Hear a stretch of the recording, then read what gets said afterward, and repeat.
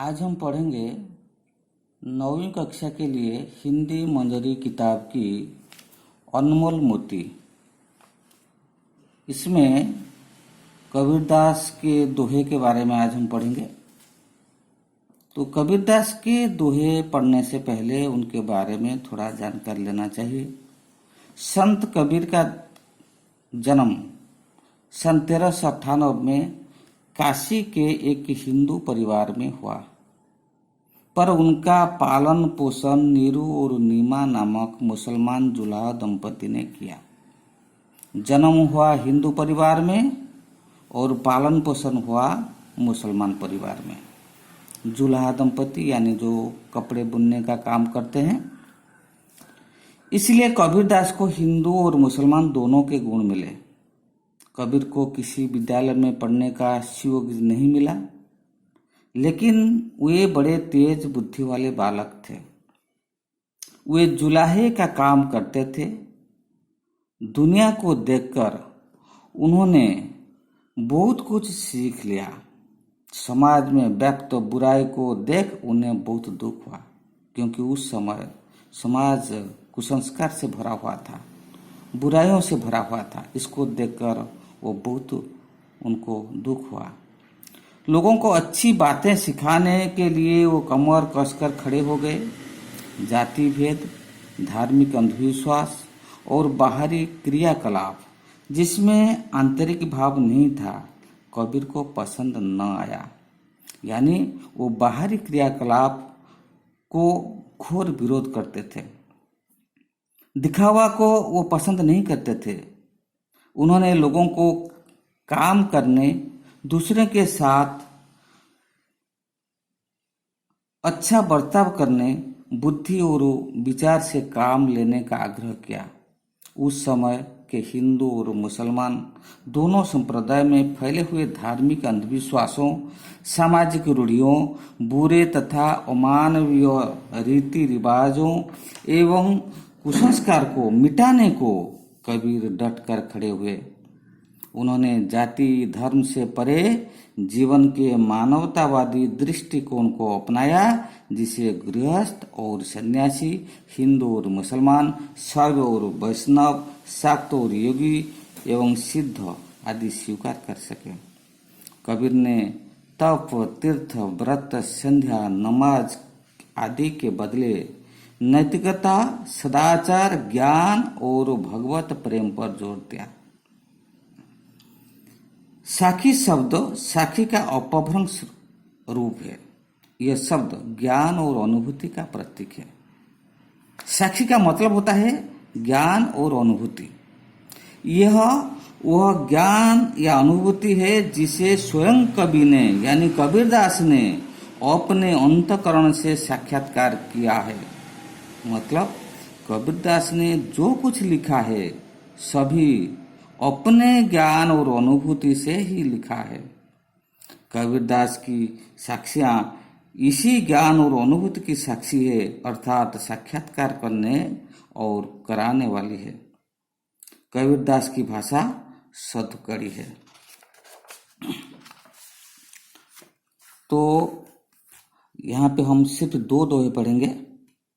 मनीषा जन्म दुर्लभ है, देहनो बारंबार, तरुवर थई फल झड़ी पड़िया, बहुरी न लागे डर। सोना सज्जन साधुजन, टोटी जुरे सोबार, दुर्जन कुंभ कुंभार के, एक धका दरार। यानी मनीषा जन्म दुर्लभ है। मनुष्यों का जन्म दुर्लभ होता है। दुर्लभ क्या? जो सहज में नहीं मिलता है। मनीषा का जन्म, मनीषा यानी मनुष्य, इंसान, ये इंसान का जन्म सबसे दुर्लभ है। देहनो बारंबार मतलब देह यानी शरीर, मनुष्य का शरीर बार बार नहीं मिलता है। देह 9 बार यानी बार बार देह नहीं मिलता है। ये दुर्लभ होता है। जो समाज में जो कुछ चीजें सहज में मिलता है वो सुलभ होता है, जो कुछ मिलना संभव नहीं होता है वो होता है दुर्लभ। ये मनुष्य का जन्म दुर्लभ होता है। ये शरीर बार बार नहीं मिलता है। कवि ने इसको समझाने के लिए उदाहरण दिया है। तरुवर थे फल झड़ी पड़िया। तरुवर मतलब तरु यानी पेड़, थे मतलब जो पेड़ में जो फल थे। झड़ी पड़िया अगर वो झड़ गया, तरवर में जो फल होता है अगर वो झड़ गया यानी नीचे गिर गया, बहुरी न लागे डार, बहुत कोशिश करने पर भी न लागे डार, डार में यानी डाली में फिर नहीं लगता है। यानी तरुवर से फल झड़ जाने से फिर वो फल दोबारा उसी डाली में नहीं लग सकता है। उसी प्रकार ये जो मनुष्य का शरीर अगर एक बार चला जाए फिर ये दोबारा शरीर नहीं मिलता है। इसलिए हमें चाहिए कि मानव को समस्त सांसारिक विषय और वासनाओं को त्याग करना चाहिए। इस क्षण भंगुर शरीर के रहते साधना के जरिए ईश्वर की उपासना करनी चाहिए, लोगों की सेवा करनी चाहिए, परोपकार करनी चाहिए, ताकि दुर्लभ मानव जीवन का सदुपयोग हो सकता है। इसलिए देह रहते ही मनुष्य को यह सोचना चाहिए कि कैसे इसका सदुपयोग हो। इसके बाद आता है सोना सज्जन साधुजन। सोना यानी जो हम गहने बनाते हैं, ये सोने को सज्जन के साथ, सज्जन यानी ज्ञानी लोगों के साथ सोने का तुलना किया गया है। सोना सज्जन साधुजन, सज्जन साधुजन, ये सोने के साथ इनको तुलना किया गया है, क्योंकि सोने का स्वभाव अच्छा होता है। जब सोना टूट जाता है फिर इसको हम दोबारा बना सकते हैं, जोड़ सकते हैं। और साधुजन का स्वभाव वैसा ही होता है। साधुजन के साथ अगर कोई मतभेद आ जाए फिर इसको हम दूर कर सकते हैं, हम फिर उनके साथ मिल सकते हैं। टूटी जुरे सो बार, यानी टूट जाने पर, सोना टूट जाने पर, जुरे मतलब जुड़ा जा सकता है, 100 बार हम इसे जोड़ सकते हैं। मतलब सोना टूट जाने पर हम इसको बार बार इसको हम जोड़ सकते हैं। उसी प्रकार साधुजन का स्वभाव सोने जैसा होता है, क्योंकि साधुजन के साथ अगर कोई खटखट आ जाए, कोई मतभेद आ जाए, तो हम फिर अपने मन को मिला सकते हैं उनके साथ, हम उनके साथ मिल सकते हैं।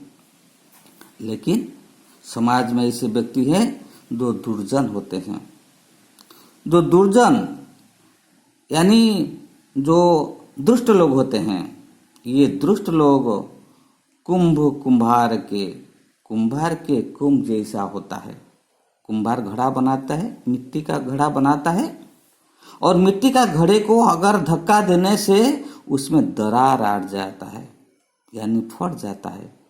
एक ही धक्का दरार, एक धक्का देने से तो उसमें दरार आ जाता है, तो एक धक्का देने से वो फट जाता है, टूट जाता है।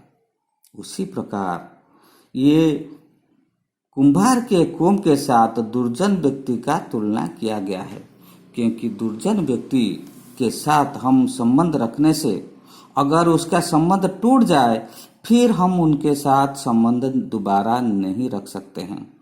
लेकिन जैसे साधु लोगों के साथ हम बार बार संपर्क रख सकते हैं, लेकिन दुर्जन लोगों के साथ हम ऐसा नहीं कर सकते हैं। तो कबीरदास का कहना है, साधुजन के साथ स्वभाव, उनका स्वभाव अच्छे होने के कारण हम उनके साथ मित्रता बनाए रख सकते हैं, लेकिन दुर्जन लोगों के साथ मित्रता कभी भी बनाया नहीं जा सकता है, क्योंकि एक धक्का देने से जैसे घड़ा टूट जाता है, उसी प्रकार एक खटखटा से तो उनके साथ संपर्क टूट जाता है। आज इतना ही। गिरीश सर।